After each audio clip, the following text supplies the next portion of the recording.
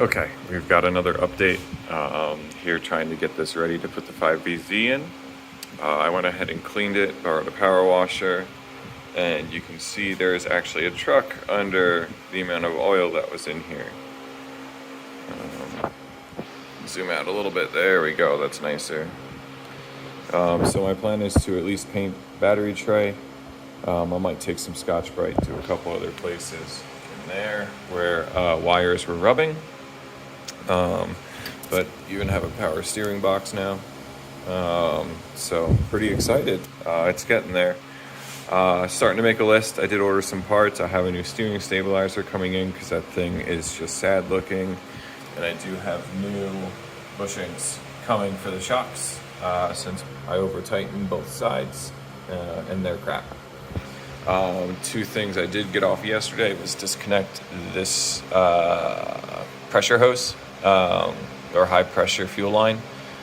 You can tell, let's see if I can get to it, which side. So right there, can't really see too well, but I rounded it. I did get it apart, so I'm gonna have to cut this and reflare it. And I took the slave off because I have a new one, so while I'm in here, I'm just gonna pop a new slave in it for the clutch. And I think that's about it. We're slowly making progress here. Okay, I thought this would be kind of fun to record. I have never taken apart, and we'll call it rebuilding, an AC clutch and pulley. So, here is your electric part of the clutch assembly. Sits on there like that. There is then an O-ring that actually sits in there. There's a lip right under here that goes in. So O-ring, that. The old pulley sits in here. You can see it fits inside there nicely. I used one of those 3-prong pullers to get this off. I didn't even need a wrench. I just tightened it down with my hand and it pulled it off. So they're not on here too hard. So once you have this slid on here, like that, oh, of course.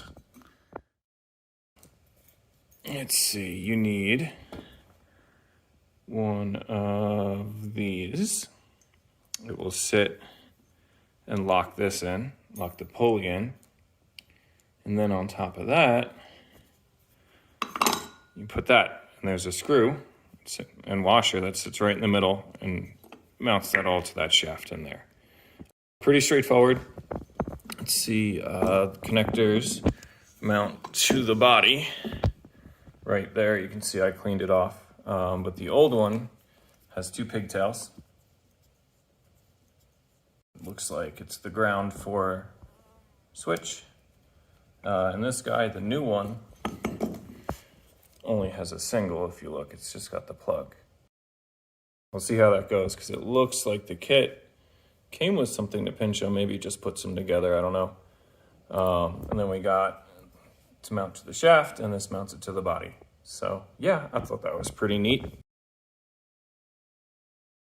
So I'm doing the resistor mod, so my tachometer works with the new motor. So to start, you have to pull your dash apart, obviously. Didn't mean to zoom in there. That's just the normal screws you would to pop the molding off your dash, and then you get to here.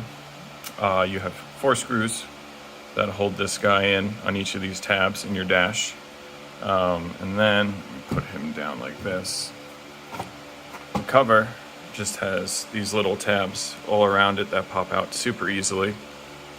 And then you're left with this. To get the tach out, pop the back. You can see those 3 spots where I took the screws out. Tach just pops right out after that. Be aware, some of these pieces, like these guys, are gonna fall out. They're all kind of different. So you can see the little pins they have here, so I wasn't too worried about losing where they go. As for the tach, super simple modification here. It's these 2 bottom pins.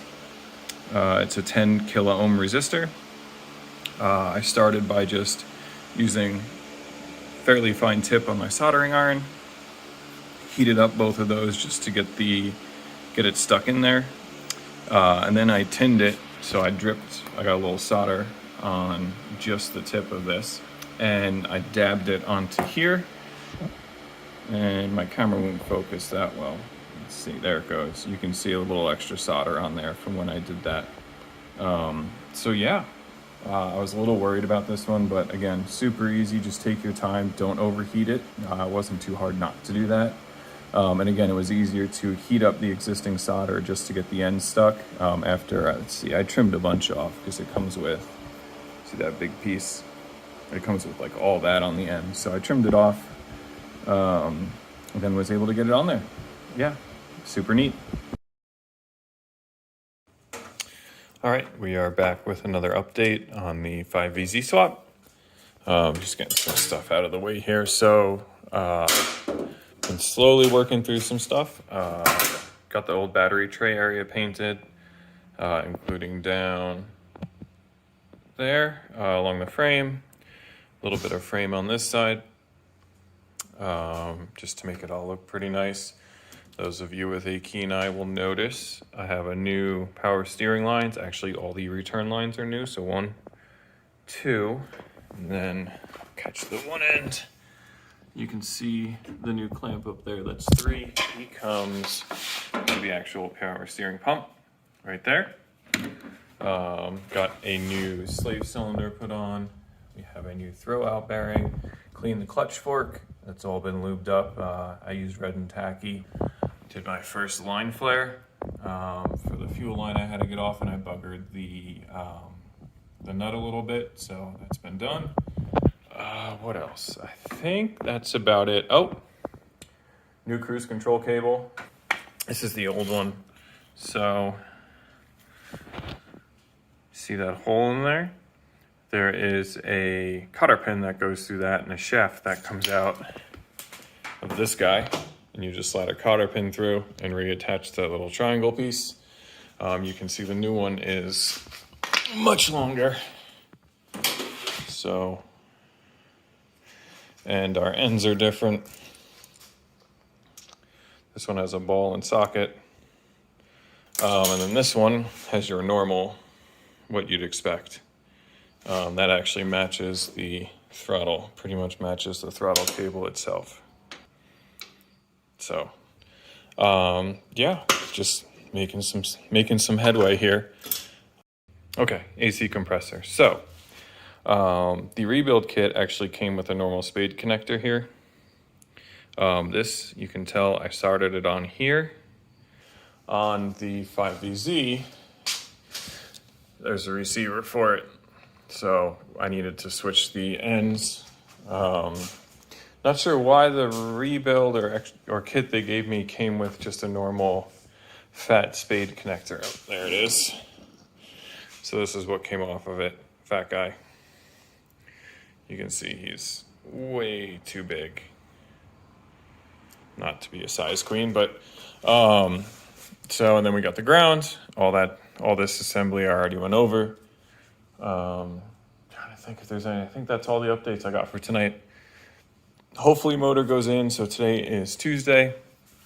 Hoping to get the motor put in on Saturday. My birthday is Friday, so it'll be a pretty sweet present to get this in there. I don't know if it's going to run Saturday, but I do expect to hopefully get it in there.